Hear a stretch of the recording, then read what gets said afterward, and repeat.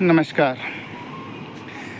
मेरे मन में एक बहुत ही जटिल सवाल आ रहा था, तो मैंने सोचा आप सबों से पूछ लूँ। जब इंसान जन्म लेता है तो उसका धर्म क्या होता है?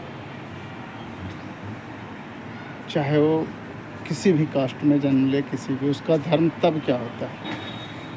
वो हिंदू होता है, मुसलमान होता है, सिख होता है, ईसाई होता है, पारसी होता है, क्या होता है? तब वो सिर्फ एक इंसान होता है और बाद में उसे अगर आपने खतना कर दिया तो क्या बन गया? मुसलमान बन गया। तो इंसान से किसी धर्म में परिवर्तित करने के लिए उसे बहुत सारा कष्ट दिया जाता है। इतना कष्ट उस बच्चे को ये भी नहीं पता होता कि उसके साथ क्या हो रहा है। तो इतनी सारी कष्ट, और जब उसका आप धर्म परिवर्तन कर रहे होते हैं उस कष्ट देने के माध्यम से, क्योंकि उनका एक विधान है कि वो इंसान से मुसलमान तब बनेगा जब उस बच्चे का खतना होगा।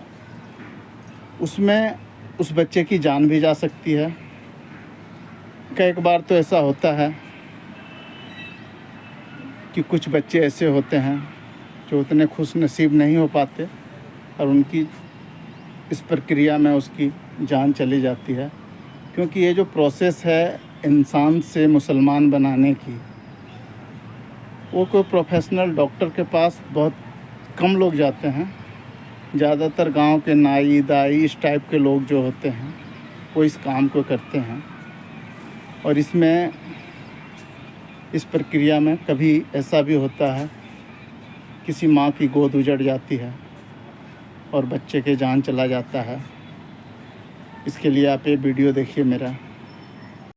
बरेली में 40 दिन के एक मासूम की खतने के दौरान मौत हो गई। परिवार ने खतना कराने के लिए नाई को बुलाया था। इस दौरान गलत नस कटने से तेज ब्लीडिंग होने लगी। आनन फानन में मासूम को अस्पताल में भर्ती कराया गया, जहां बच्चे की इलाज के दौरान मौत हो गई। जो इस प्रक्रिया से बच जाते हैं, जिनका कि खतना नहीं होता या कोई और व्यवहारिक चीज़ जिससे कि उनकी जाति या धर्म परिवर्तन होता है, और वो जो बचे रह जाते हैं वो क्या कहलाते हैं? सनातन धर्म। सनातन धर्म एक ऐसा धर्म है जहाँ बचपन से ही लोगों को सिखाया जाता है।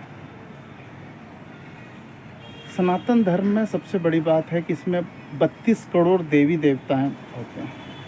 ये पृथ्वी, जिसे लोग पृथ्वी कहते हैं, उससे सनातन धर्म के लोग जो हैं उसे धरती माँ कहते हैं। एक माँ के बाद सबसे ज़्यादा निस्वार्थ भाव से आपकी सेवा कौन कर सकता है? तो ये धरती माँ ही है, जहाँ आप मल मूत्र त्यागते हैं, थूकते हैं, खोदते हैं, बंजर बनाते हैं, सब कुछ, और बदले में फिर भी वो अनाज देती है और कभी कुछ नहीं करती। तो ये काम एक माँ ही कर सकती है। और सनातन धर्म के मानने वाले जो भी लोग हैं वो इसलिए पृथ्वी को माँ का दर्जा देते हैं और उन्हें माँ ही मानते हैं। तो सनातन शब्द में किसी भी धर्म के लोग को प्रति कोई नफरत की भाव नहीं होता। आप देख लीजिए, हजारों सनातन धर्म के मानने वाले पीर फकीर के दरगाह पे भी जाते हैं, चादर चढ़ाते हैं। मोइनुद्दीन चिश्ती के दरगाह पे जाते हैं। हजारों लोग नित्य दिन जाते हैं। लेकिन कभी आपने सुना है कि कोई इंसान गया हो जो सनातन धर्म के मानने वाला हो, जो इस्लाम धर्म को नहीं मानने वाला हो, और वो सनातन धर्म के किसी भी स्थान पे गया हो, किसी पीर फकीर के स्थान पे चादर चढ़ाने, तो उसका जाति बहिष्कार कर दिया गया हो?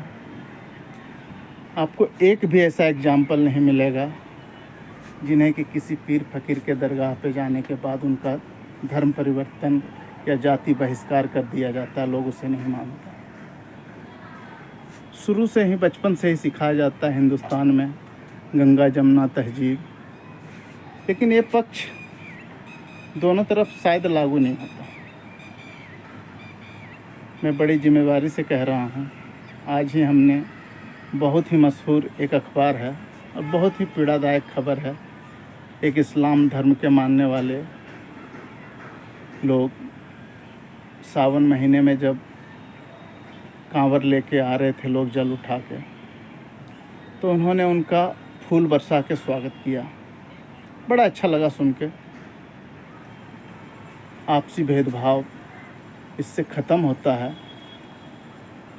और जो है विश्वास बढ़ता है। बड़ी अच्छी न्यूज़ थी, लगभग सभी लोगों ने इसकी तारीफ़ किया, लेकिन कुछ नफरती लोग जो इसको है, आज जब उसी न्यूज़ को मैंने दोबारा पढ़ा उसी दैनिक जागरण में कि आज उनका जातीय बहिष्कार कर दिया गया सिर्फ इसलिए क्योंकि उन्होंने हिंदू धर्म के जो अनुयायी थे, जो सनातन धर्म को मानने वाले थे, कांवर लेके आ रहे थे, उनके ऊपर उन्होंने फूल बरसाया था और भोले बाबा की जय, महादेव हर हर महादेव का उन्होंने जो है नारा लगाया था। तो इससे ज़्यादा पीड़ादायक क्या है हो सकता है? मेरे हिसाब से इससे ज़्यादा पीड़ादायक तो और कुछ नहीं हो सकता। जहाँ बचपन से सिखाया जाता हो सबको, बड़े लोग गर्व से, बड़े बुद्धिजीवी लोग बड़े गर्व से कहते हैं ये हिंदुस्तान की जो परंपरा है, गंगा जमनी तहजीब है। तो गंगा जमनी तहजीब है कैसे? मतलब उस आदमी का क्या कसूर था कि उसने दूसरे धर्म के लोगों के फूल माला बरसा कर उनका स्वागत किया?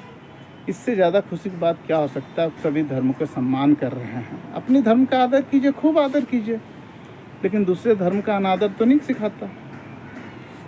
कोई भी चीज़ दूसरे धर्म का अनादर करना तो नहीं सिखाता। किसी भी चीज़ में देख लीजिए आप, चाहे इस्लाम हो, हिंदू हो, के जो भी धर्म ग्रंथ है, रामायण, महाभारत, गीता, इसमें तो कहीं नहीं दिखाया गया है कि आप दूसरे धर्म का अनादर कीजिए। वैसे ही कुरान में भी नहीं दिखाया गया कि आप दूसरे धर्म का अनादर कीजिए। लेकिन अगर उन्होंने हिंदू धर्म का आदर किया, सनातन धर्म का आदर किया, तो उनका जातीय बहिष्कार कर दिया गया, जो कि दिल दुखाने वाला, पीड़ादायक है, बहुत ही ज़्यादा पीड़ादायक है। ऐसी घटना ना हो, इसके लिए मैं आज ये वीडियो बना के डाल रहा हूँ। और अगर आपको लगे कि इस बात में थोड़ी भी सच्चाई है, थोड़ी भी अच्छाई है, तो इस वीडियो को ज़्यादा से ज़्यादा लोगों तक पहुँचाएँ। धन्यवाद। बुलंदशहर में कांवड़ियों पर पुष्प वर्षा करने और बम बम भोले के जयकारे लगाने पर एक मुस्लिम युवक कारी अब्दुल्ला का उसके ही धर्म के लोगों ने विरोध कर दिया और उसे इस्लाम से निकाल दिया। मेरे ग्राम वासियों ने मेरा फोटो निकाल करके उसमें मेरा मोबाइल नंबर और के आपकी बीवी आपकी निकाह से निकल गई, और जो है इसी तरह से फोटो पे कट लगा करके दीवारों पर, मस्जिद के गेटों पर चिपकाने का काम किया। मेरे घर के अंदर पथराव किया मुझे। अगर घर से बाहर निकलता हूँ तो मुझे जान से मारने की धमकी